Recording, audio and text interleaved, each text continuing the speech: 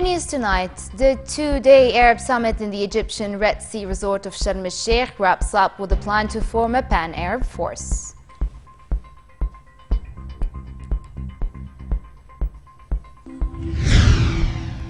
Yemeni tribes clashed with Iranian allied Houthi fighters in Aden as Saudi-led coalition warplanes strike military targets at airports in the country. And Iran and 6 major powers explore possible compromises to break an impasse in nuclear negotiations, but officials caution they were unable to move on several sticking points.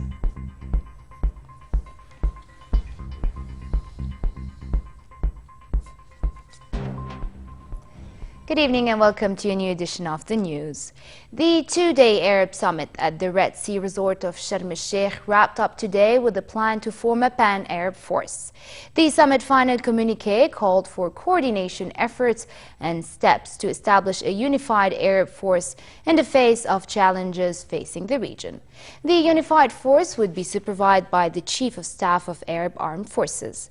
Arab leaders said the Saudi-led operation would continue until the Iranian allied Houthis withdraw from the Yemeni capital and hand over their weapons. Here's more. The second and final day of the Arab League summit has come to a close in the Egyptian resort of Sharm el-Sheikh. With the conflicts in Yemen and Libya high on the agenda, leaders from the region decided to combine forces in the fight against the hardline extremists and to tackle regional crises. A draft of the final communique from the summit said growing security threats in the region mean a coalition force will now be formed and will intervene to confront threats to the security and peace of any member state. Chiefs of staff of the nations that wish to join, because joining is voluntary, similar to joining any other group. There are time frames. An invite will be sent within a month. Afterwards, there will be a specific time period to create the procedural, executive and budget recommendations to establish the unified military force. The draft adds that the group will repeat a call made by Yemen's President Abd Rabbu Mansour Hadi, asking Shiite Houthi rebels to leave the capital Sana'a and hand over their weaponry to so-called legitimate authorities. Arab leaders called for the United Nations to lift an international arms embargo on Libya, which said the move is needed to prevent Daesh terrorists from advancing. Egyptian President Abdel Fattah el-Sisi told the summit that Arab states were facing formidable challenges and called for concerted Arab and Western action against what he sees as an existential threat posed by militant groups operating in Libya and elsewhere. Loy Balkar for the news at 10. On the ground, Yemeni fighters loyal to President Abd Rabbu Mansour Hadi clashed with Iranian allied Houthi fighters in downtown Aden, the absent leader's last major foothold in the country. Saudi Arabia has rallied Crater district in which 3 people were killed and said they recaptured the airport, which has changed hands several times in several days of fighting.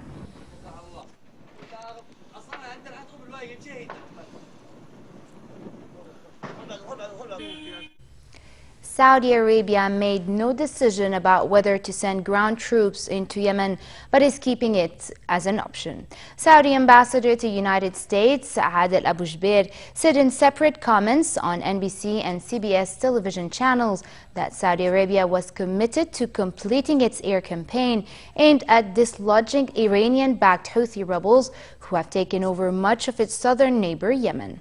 Asked about possible use of ground troops, he said he does not rule anything out, but right now the objective is being achieved through an air campaign. So far it's been an air campaign, and we have a plan in motion and we're executing this plan. This is a war to protect.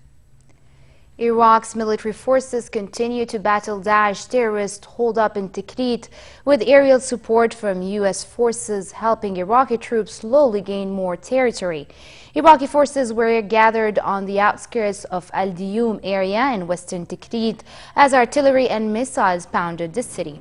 The troops entered the Shishin district in southern Tikrit and the northern Qadisiyya neighborhood on Friday after the U.S.-led international alliance carried out airstrikes the previous night. Most of the Iranian-backed Shiite paramilitaries, which Iraqis call the Popular Mobilization Committees, have opposed the U.S. airstrikes. The force of more than 20,000 fighters and military personnel, the majority of them from Iranian-backed Shiite militias, launched their offensive on March the 2nd and had publicly refused American air cover to defeat Islamic State.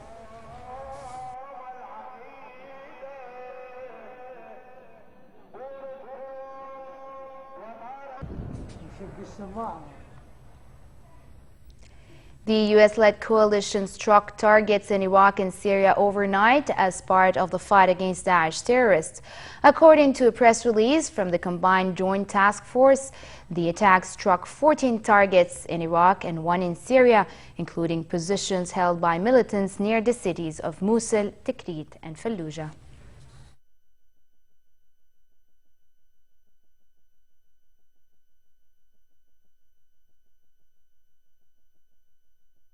A red and white sea of Tunisian crescent and star flags filled a major boulevard in Tunis as tens of thousands of Tunisians marched in solidarity against terrorism a day after security forces killed members of a group blamed for a deadly museum attack. Joining the demonstration under the slogan "The world is Bardo" were several world leaders, including French President François Hollande and Italian Prime Minister Matteo Renzi. The leaders of Algeria, Belgium, Libya, Poland and the Palestinians were also due to take part in the rally. After the march, Tunisian President Beji Caid Sipsi unveiled a commemorative stone at the Bardo Museum dedicated to the victims of the attack, vowing Tunisia and the world will stay united against terrorism until this phenomenon is wiped out.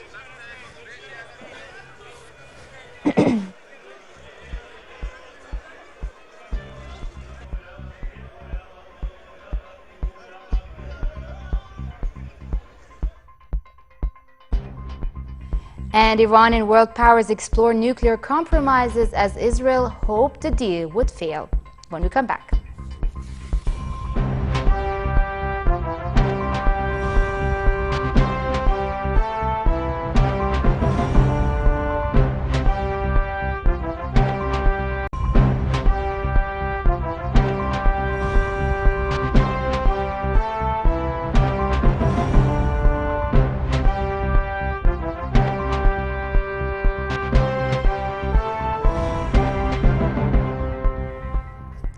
Iran and 6 major powers were exploring possible compromises to break an impasse in nuclear negotiations, but officials cautioned they were unable to move on several sticking points.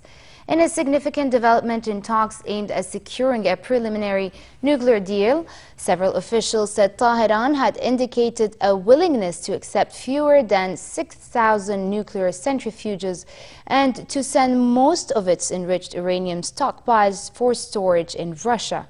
Western powers, on the other hand, were considering the idea of allowing Iran to conduct limited, closely monitored enrichment-related work for medical purposes at an underground facility called Fordo. The news came as Israel said the details of a possible agreement emerging from talks in Lausanne, Switzerland, were worse than it feared. I think the agreement that might be signed in the next days is a very bad one, not only for Israel, I believe for the entire world. The all allies of the United States in the Middle East asked the Americans not to sign and not to reach an agreement that will maybe encourage them and others to open an arms race in order to achieve a nuclear power. So I think the time has come to wait. The deadline is not something that we should comply to, and I think that they can do it even after and with much better agreement. Meanwhile, U.S. Secretary of State John Kerry met with Iranian Foreign Minister Mohammad Javad Zarif in Lausanne as talks on Iran's nuclear program intensified. Officials close to the talks said the French and German foreign ministers Laurent Fabius and Frank-Walter Steinmeier were considering delaying a planned joint trip to Kazakhstan in order to focus on clearing the remaining hurdles to the deal. Kerry and Zarif have been in Lausanne for days to try to reach a preliminary deal by self-imposed deadline of Tuesday. A key point in the framework accord the sides are trying to agree by Tuesday is expected to be the duration of the agreement, which officials from the six-power group said would have to be in place for more than 10 years. The framework accord should be followed by a comprehensive deal by June 30 that includes full technical details. Rescue efforts to try to locate the second black box from the downed German wing plane continued in the French Alps as helicopters flew to the remote crash sites. So far, investigators have only retrieved the cockpit voice recording from one of the plane's black boxes, which they say showed that the co-pilot, Andrea Lubitz, locked himself alone in the cockpit and caused the airline to crash. Meanwhile, families of the victims visit a memorial near the scene of the crash in the Alps. Here's more. Relatives of some of those killed in the Germanwings plane crash in the Alps visit a memorial near the scene in the village of Le Vernet. They're thought to be the families of British and Iranian passengers among the 150 who perished. The co-pilot is suspected of deliberately crashing the plane after locking the captain out of the cockpit. The father of British passenger Paul Bramley says airlines should take care of their pilots. I believe the airlines should be more transparent and our finest pilots looked after properly. We put our lives and our children's lives in their hands. I want to see this cloud over this town lifted and the natural beauty be restored and not to be remembered by the action of a single person.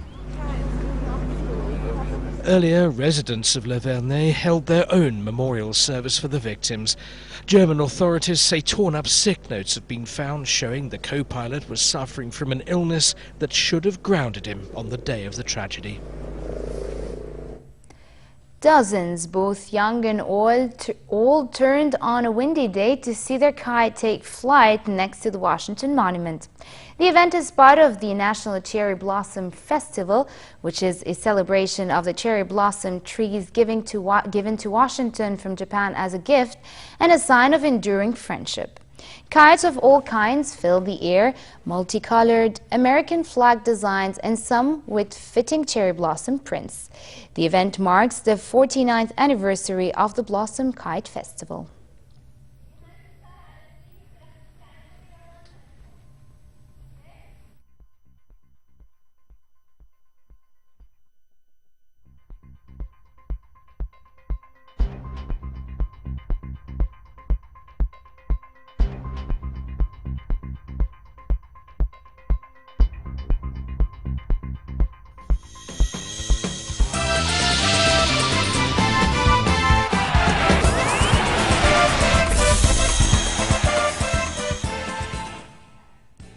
We begin with tennis. Novak Djokovic needed 3 sets to get past unseeded Martin Klizan last night and claim a win in his opening match of the ATP Miami Open.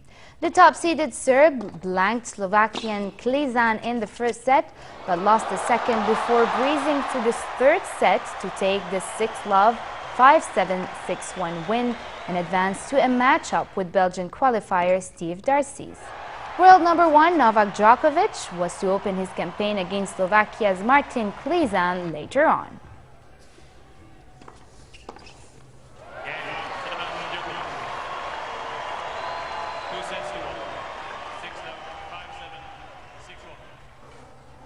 And over to the Grand Prix in Malaysia, Sebastian Vettel showed again that form is temporary and class permanent, when the 4-time world champion put in a flawless display to record his first victory for Ferrari at the Malaysian Grand Prix.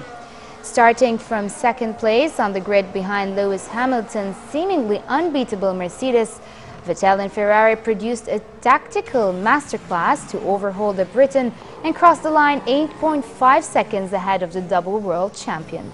Hamilton was gracious in defeat, saying huge congratulations for Ferrari, and to Sebastian, they did an amazing job. I gave it everything I could, but they were too fast for us today.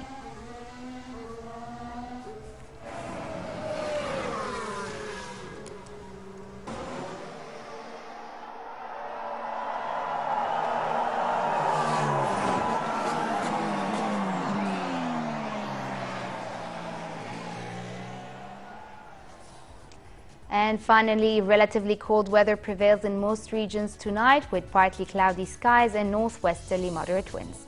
Tomorrow, a drop in temperature is expected, creating relatively cold conditions in hilly areas, but fair in other parts of the country. Winds will be westerly to northwesterly moderate, picking up in the afternoon. The Gulf of Aqaba should expect moderate conditions tomorrow, with northerly moderate winds and calm seas. Next are the lows and highs for tonight and tomorrow.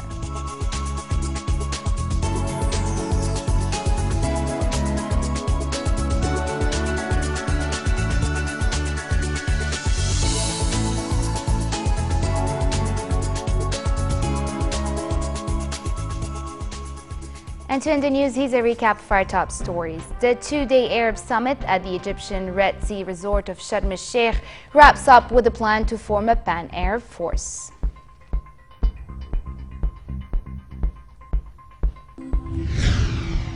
Yemeni tribes clash with Iranian allied Houthi fighters in Aden as Saudi-led coalition warplanes strike military targets at airports in the country.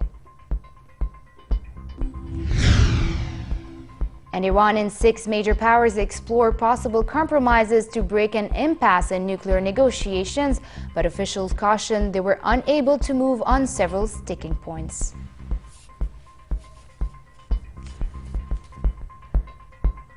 And with this we come to an end. I'm Farah Ajlouni. Thank you for watching. Have a good night.